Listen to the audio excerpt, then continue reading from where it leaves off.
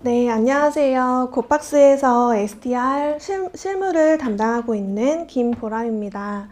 이렇게 업무를 공유할 수 있는 자리를 마련해 주셔서 부족하지만 각사에 도움이 되었으면 하는 마음으로 준비를 해 보았습니다.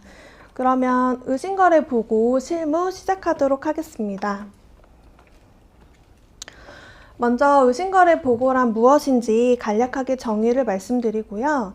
그리고 의심거래 보고 내외부 절차에 대해서 안내해드리고 곱박스의 의심거래 내외부 보고 절차 안내해드리고요. 그리고 이제 곱박스에서 내부 통제를 어떻게 하고 있는지 곱박스 사례 공유하도록 하겠습니다. 그리고 가상자산 사업자가 관련해서 각종 규제에 대해서 제재 사항에 대해서 이야기해 보도록 하겠습니다. 의심거래 보고를 하는 실무자라면 의심거래 보고를 왜 하는지 정도는 정확하게 인지를 하고 업무에 임하시면 좋을 것 같은데요. 의심거래 보고란 영어로는 Suspicious Transaction Report, 저희가 줄여서 STR이라고 하죠. 그리고 특정금융거래 정보의 보고 및 이용 등에 관한 법률 제4조에 명시되어 있습니다. 불법 재산으로 의심이 되거나 자금 세탁 행위, 공중 협박 자금 조달 행위 등을 하고 있는 것으로 의심되는 경우, 그리고 수사기관에 신고한 경우, 이 경우에 의심되는 합당한 근거를 밝혀서 보고해야 한다라고 명시되어 있습니다. 그래서 저희가 의심거래 보고를 하고 있는 거고요.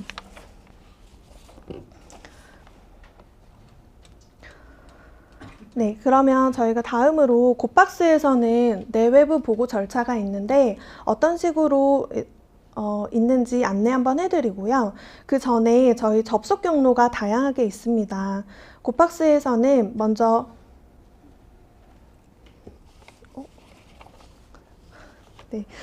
먼저 AML 시스템에 의심거래 얼럿 발생하는 경우가 있고요. 그리고 임의보고 형식으로 다양하게 접속 경로가 있습니다. 먼저 임의보고 절차 중에서 실시간 모니터링을 통한 임의보고가 있는데요. 이 경우는 저희가 곱박스에서 출금심사라는 실시간 모니터링 절차가 있습니다. 고객이 출금 요청을 하게 되면 의심되는 출금심사 룰을 한번 거치게 되고요. 이때 통과하지 못할 경우에 수동심사로 전환이 되고, 그러면 담당자는 해당 고객의 입출금 내역이라든지 거래 내역, 그 밖에 외부 자료 등을 네, 입출금 거래 내역 등을 확인하고 이상이 없으면 승인을 해주고, 의심 요소가 발생이 되면 고객과의 유선 통화를 한다든지 아니면 금융거래 확인서와 같은 추가적인 자료 요청을 하는 추가 절차가 있습니다. 그 과정에서 의심거래로 판단이 되면 의심거래 보고를 하고요. 이와 같은 절차가 실시간 모니터링을 통한 임의보고라고 합니다. 그리고 그 외에 수사기관에서 영장 등 접수가 되는 경우에도 임의보고를 하고 있고요. 부정적 이슈 모니터링 같은 경우에도 매주 진행하고 있어서 해당 관련자가 나오면 임의보고하고 있습니다. 그리고 테마 모니터링 같은 경우에는 분기에 한 번씩 진행하고 있는 사항이고요.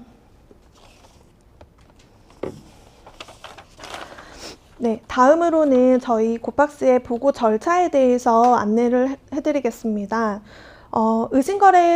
의심거래가 발생을 했을 때 1차적으로 보고 담당자가 KYC 정보나 매매 정보, 입출금 내역, 그리고 그 밖의 자료들을 검토를 하고요.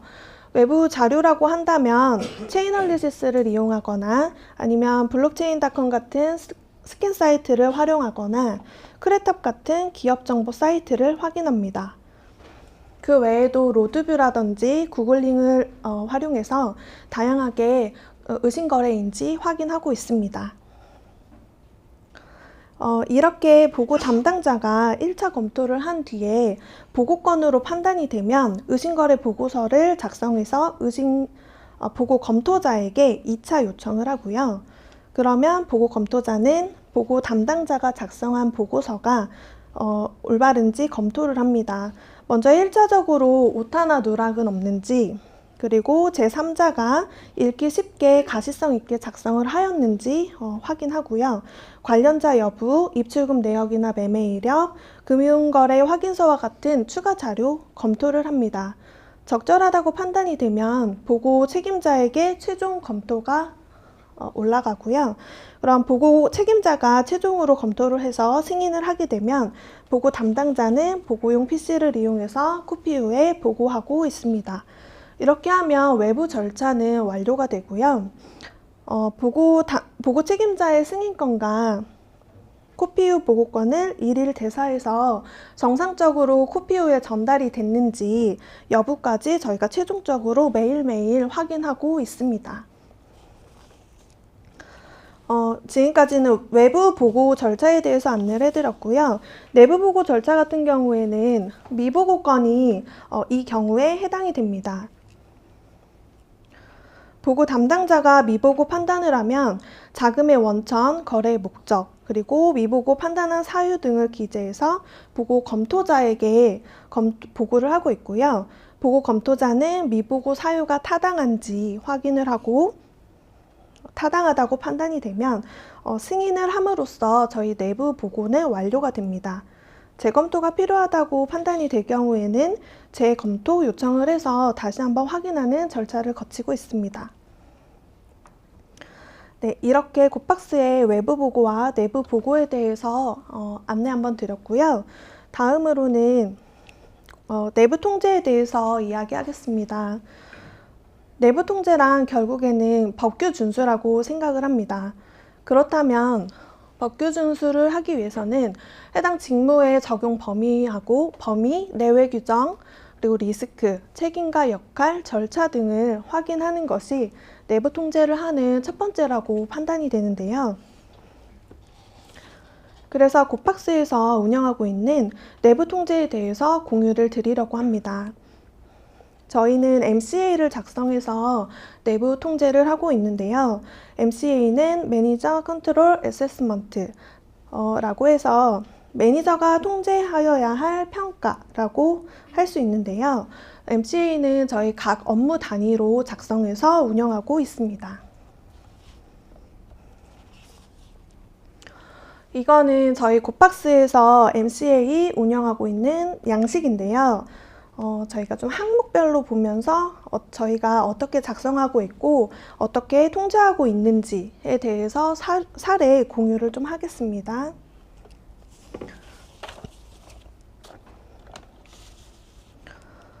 네, 먼저 프로세스 부분인데요. 실무자는 해당 업무를 구분하는 것부터 시작합니다. 예를 들어서 SDR 담당자라고 한다면 의심거래에 대해서 크게 세 가지로 구분할 수 있겠죠. 하나는 의심거래 모니터링을 하는 것과 보고하는 것, 그리고 SDR 룰 관리하는 것, 이렇게 크게 세 개로 나눌 수가 있겠는데요. 그러면 프로세스 1번이 의심거래 모니터링, 2번은 의심거래 보고, 3번은 SDR 룰 관리, 이렇게 지정을 하고 있습니다. 프로세스를 나눌 때 주의해야 할 점이 있는데요. 항목을 너무 세분화하면 오히려 관리와 통제가 제대로 되지 않기 때문에 핵심 업무 두세 개로 하시는 것이 적당합니다. 이렇게 지정한 프로세스는 뒤에 이어지는 리스크와 통제와도 연계가 되어야 하기 때문에 핵심 업무를 선별하는 것이 중요합니다.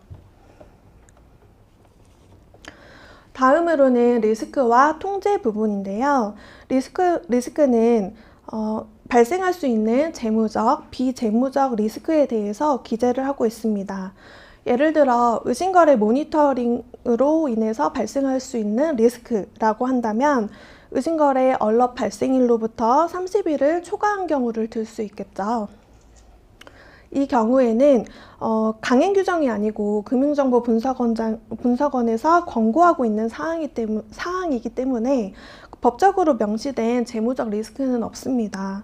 하지만 비재무적인 요소로서 추후에 감독 검사가 나왔을 때 30일을 초과한 얼럿의 처리건이 과다하게 많거나 이에 대해서 소명이 적절하게 되지 않는다면 기관 차원에서 경고나 주의 등등이 나올 수 있기 때문에 비재무적인 요소까지도 명확히 해둘 필요가 있습니다.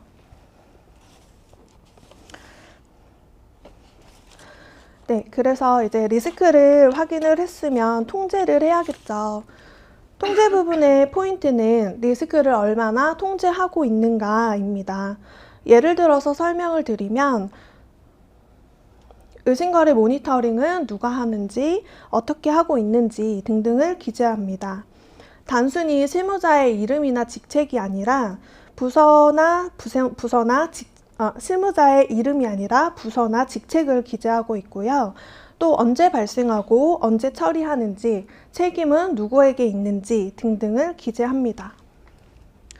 저희 곱박스 같은 경우에는 내규에 이런 사항들이 명시되어 있기 때문에 어떤 내규 어디에 몇 조에 있다 이렇게 기재하고 있습니다. 다음으로는 모니터링 방법과 테스트 결과인데요. 모니터링 방법과 테스트 결과는 MCA라는 내부 통제 프로세스에서 핵심이 되는 내용입니다.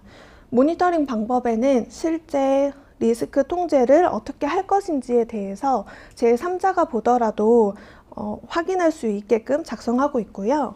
결과에는 리스크 방법대로 실행을 했을 때 그 결과를 작성하고 있습니다. 작성하기가 힘들 때는 먼저 테스트 결과를 작성해보고 그 다음에 모니터링 방법을 기재하기도 하는데요. 제가 예를 들어서 설명을 해드리면 의심거래 모니터링의 포인트는 의심거래 얼럿 발생일로부터 30일을 초과를 했느냐 안 했느냐의 포인트가 있을 것 같습니다. 그런 경우에 왼쪽의 예시를 보면 1분기 의심거래 얼럿의 전체 건수를 조회한다 라고 하면 전체 얼럿 건이 몇 건인지 수치를 도출할 수 있겠죠. 그리고 두 번째로 의심거래 얼럿 발생일과 처리일을 비교하여 발생일로부터 30일을 초과하여 처리 완료된 건을 확인한다 라고 한다면 30일을 초과한 건이 몇 건인지 수치로 확인할 수 있습니다. 그리고 세 번째로 30일 초과 건에 대해서 전건 소명 여부를 확인한다 라고 되어 있는데요. 소명된 건이 몇 건이고 소명되지 않은 건이 몇 건인지 정확히 파악할 수 있겠죠. 제가 여기서 전건을 확인한다 라고 했는데요. 의심거래 발생일로부터 30일을 초과한 건의 분기로 하더라도 그렇게 많은 양의 건수는 되지 않습니다. 따라서 전건을 확인이 가능할 뿐더러 전건을 확인해야 몇 건이 소명이 됐고 몇 건이 소명되지 않았는지 확인할 수 있기 때문에 전건 확인하고 있고요. 예를 들어서 개인 KYC 같은 경우에는 주소가 111로 되어 있거나 이응 이렇게 부적절하게 작성되었는지 적정성 확인을 한다라고 하면 이 경우에는 전건 확인이 불가능하겠죠. 그럴 때는 전체 건수의 몇 %를 샘플링하는 방법으로 기재를 할 수도 있습니다. 이거는 각 업무 상황에 따라서 달라질 수 있는 거고요. 각각 업무에 따라서 작성을 하고 있습니다. 다음으로는 업무 주기인데요. 업무별로 일간, 주간, 월간, 연간 이렇게 업무 상황에 따라서 기재하고 있고요. 테스트 결과는 패스와 페일로 구분하고 있습니다.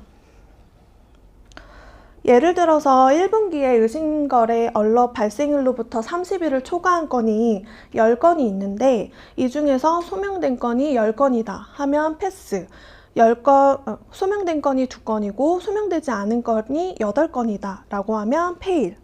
이렇게 각 업무 상황에 맞게 패스와 페일의 임계값을 정해서 지정하고 있습니다. 다음으로는 위험 등급인데요. 위험 등급은 재무적, 비재무적으로 분류를 해서 각각의 리스크에 대한 등급을 로우, 미디움, 하이로 구분하고 있는데 이 경우도 업무 상황에 맞게 분류하고 있습니다. 재무적 등급의 경우 재무적으로 피해를 볼 수 있는 금액을 임계값으로 지정하고 있는데요. 예를 들어 리스크가 제대로 통제되지 않았을 때 발생할 수 있는 재무적 피해의 규모가 예를 들어서 5천만 원 이하다 라고 하면 로우, 5천만 원 이상, 1억 원 이하다 라고 하면 미디움, 그리고 1억 이상일 경우에는 하이. 이렇게 각 업무의 규제 요건이나 복잡성, 내재된 리스크 환경에 따라서 부여하고 있습니다.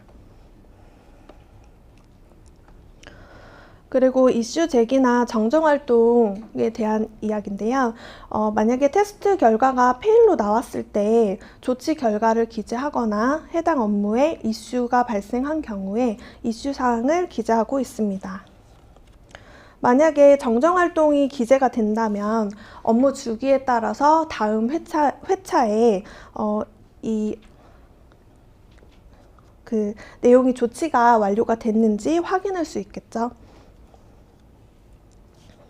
네, 이렇게 저희가 곱박스에서 MCA를 어떻게 운영하고 어떻게 통제하고 있는지 사례에 대해서 안내를 좀 드렸고요. 다음으로는 이제 가상자산 사업자 관련해서 각종 제재에 대해서 공유를 좀 드리려고 합니다. 먼저 의심거래 보고에 관한 사항인데요. 의심거래 미보고한 경우에는 법 제20조 과태료에 명시가 되어 있습니다. 금융회사 등은 건당 최대 3천만 원의 과태료를 받을 수 있습니다. 19년도에 1천만 원에서 3천만 원으로 상향이 되었는데요. 이렇게 상향이 되었다는 것은 그만큼 실무자가 놓치면 안 되는 이유도 커졌다라고 볼 수 있습니다. 그리고 허위보고와 누설에 관한 사항인데요. 이거는 법 제17조, 18조, 19조에 명시가 되어 있습니다. 허위보고하거나 보고사실을 누설한 경우에는 1년 이하의 징역 또는 1천만 원 이하의 벌금이 부과될 수 있습니다. 그런데 여기서 중요한 점은 행위자에게는 징역과 벌금이 병과된다라고 합니다. 즉, 징역도 받고 벌금도 받을 수 있다. 그리고 행위자뿐만 아니라 그 법인 또한 벌금을 받을 수 있다라는 것인데요. 이렇게 법률에 명시가 되어 있다는 것은 그만큼 엄중하게 다루겠다는 사항으로 실무자들은 각별히 주의하셔야 할 사항입니다. 실무를 같이 하고 있는 팀 내 혹은 담당자 간의 공유가 아닌 다른 팀과의 공유도 누설에 해당이 되기 때문에요. 이 부분은 각별하게 주의해 주시면 좋겠습니다.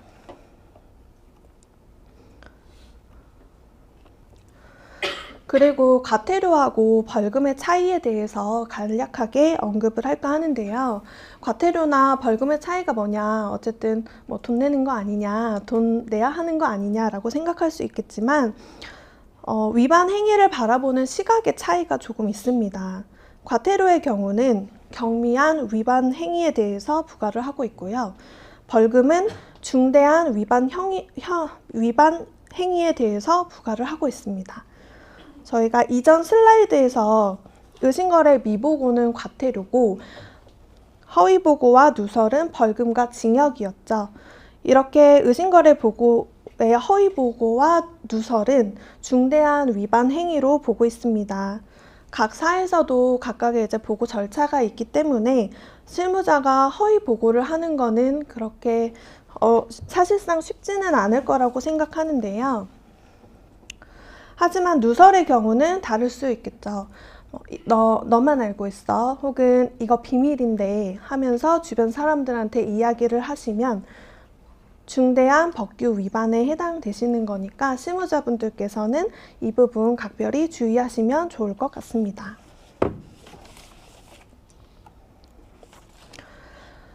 그리고 다음으로는 직접적인 징벌 규정이 없는 경우인데요.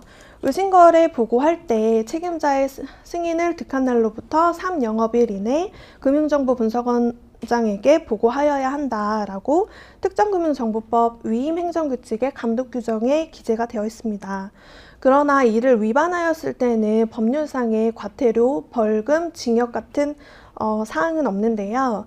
하지만 이것도 감독검사가 나왔을 때 기관이 경과건에 대해서 적절하게 이유가 소명되지 않는다면 기관 차원에서 주의나 경고 등을 받을 수 있기 때문에 이 부분 역시 통제가 되어야 합니다.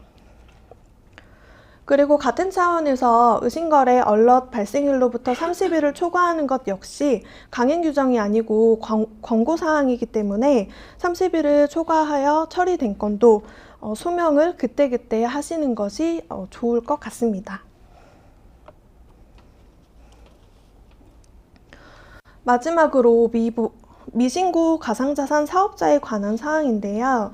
법 제17조 벌칙 1항에 보시면 법 제7조 1항을 위반한 경우 5년 이하의 징역 또는 5천만 원 이하의 벌금이 명시되어 있습니다. 법 제7조 1항은 가상자산 사업자의 신고에 관한 사항인데요. 가상자산 사업자 가로 안에 이를 운영하려고 하는 자를 포함한다 라고 되어 있습니다. 이 경우에는 22년 8월 금융위원회에서 16개 미신고 가상자산 사업자를 특정금융정보법 위반 혐의로 수사기관에 통보한 사실과도 무관하지 않는데요. 이때 발표된 공고 내용에 보면 법 제17조를 법 제7조를 명시하고 있고 이를 위반했다고 명시하고 있습니다. 따라서 미신고 가상자산 사업자와의 거래도 각별하게 유념하셔야 할 것 같은데요. 이 부분은 의심거래 보고뿐만이 아니고 법인 KYC라든지 가상자산 위험평가와 같은 여러 업무와도 연계될 수 있는 부분이기 때문에 함께 공유를 드렸습니다. 네, 여기까지 의심거래 보고 실무에 관한 이야기를 해드렸고요. 이상으로 마치겠습니다.